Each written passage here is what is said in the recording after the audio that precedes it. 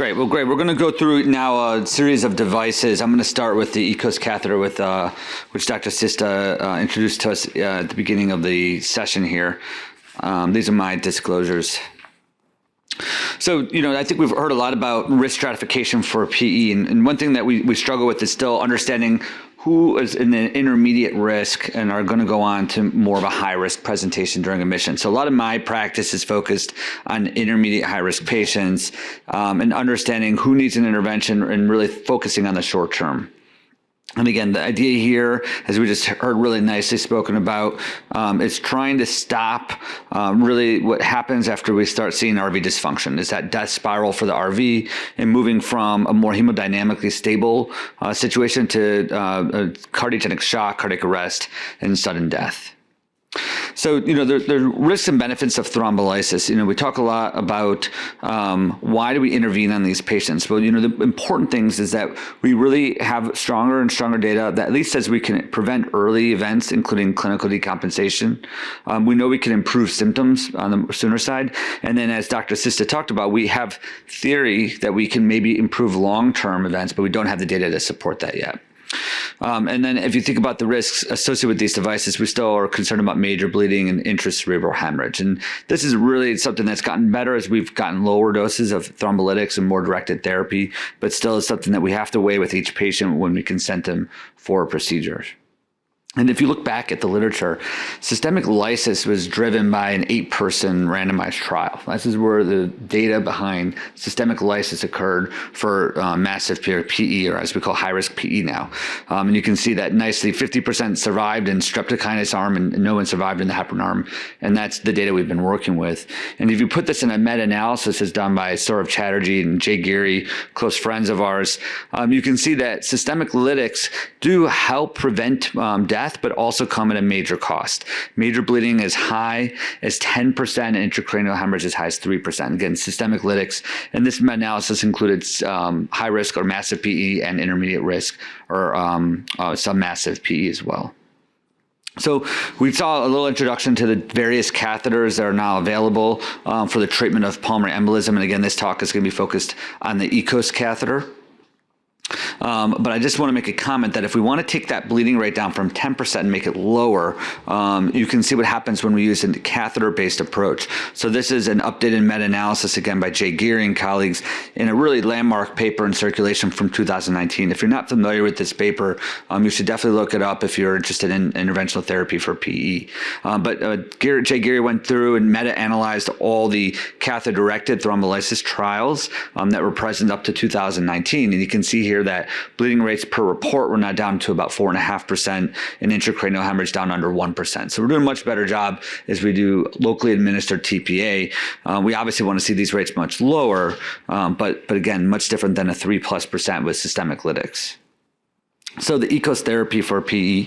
So EKOS, most of you are hopefully familiar with, and one of the nice parts of the EKOS catheter is the various device iterations that occur. So you can see that we have different working length catheters as well as different treatment zone lengths that can be used for various indications. And so you'll see that EKOS is used for DVT, PE, sometimes acute limb ischemia or other types of thrombosis. So the system has been iterative over time, but typically it just involves this controller unit that helps administer the TPA based on how you set it, and then an infusion catheter.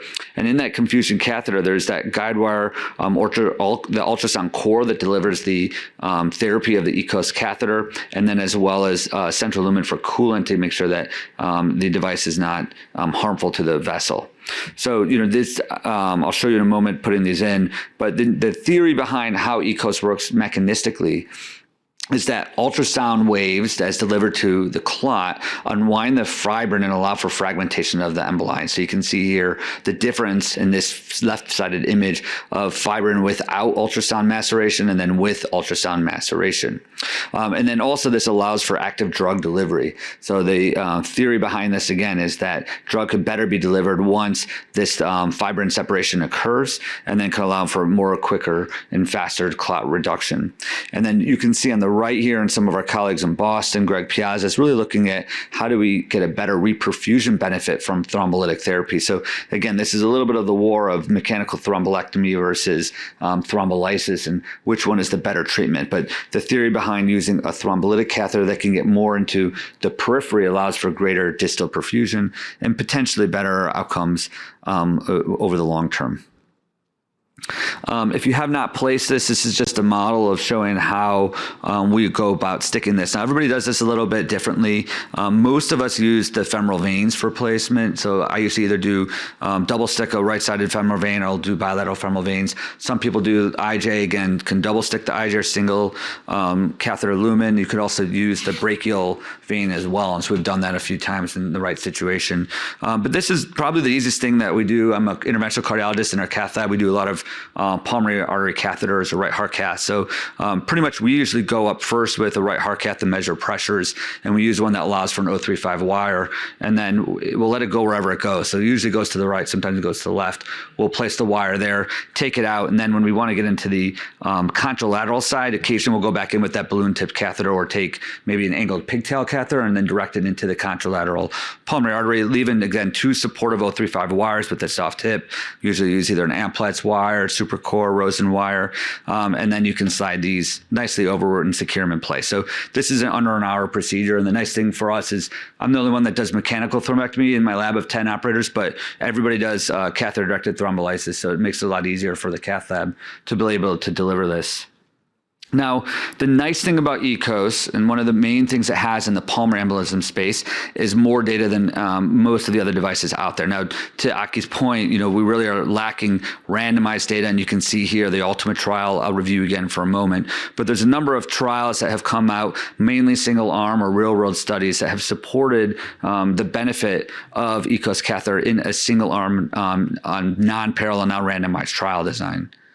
So Ultima, we heard a little bit about before. This is literally the only randomized trial that we've been working off of in the PE space for intermediate risk outside of systemic thrombolytics. But you can see nicely that EKOS catheter was able to reduce the RV to LV ratio in comparison to heparin alone with a very good safety profile. And again, it's nice to look at a right-sided table with adverse events that are primarily 0.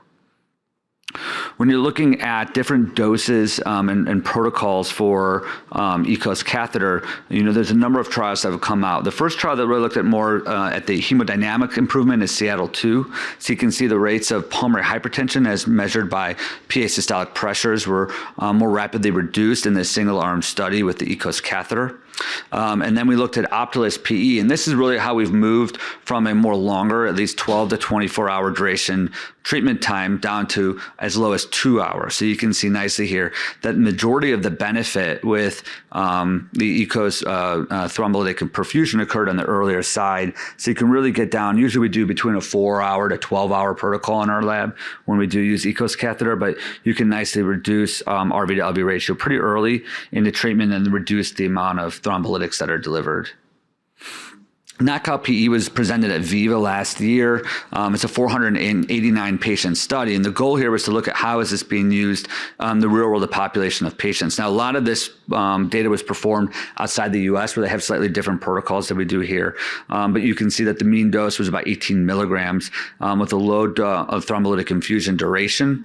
And really the safety profile was intact, no intracerebral hemorrhage events, and 490 patients treated with EKOS catheter. So I think that was really helpful data just to show you again in a larger cohort of real world patients how safe this device can be.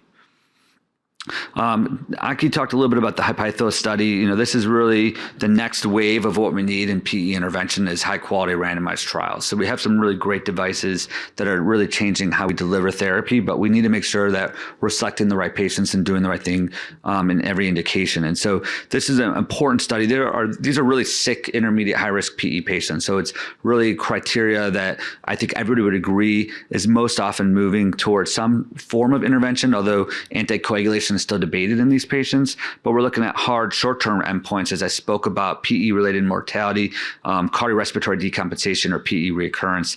And then Aki's going to fill in this out into the long term about what happens if we do these interventions up front to functional status long term. So I'm going to stop there. We're going to hear a lot about some of the other devices. Again, I want to remind you, EKOS, the benefit is we have a lot of data on this. It's been around for a while. And I really believe that every cath lab who does PE intervention needs a thrombolytic catheter and a thrombectomy catheter. I don't think there's ever a situation where one device is always the right device. And I think all of us here have done this either in combination or selected a device based on the occurrence of clot in the patient criteria. So I'll leave on that note. Thank you very much.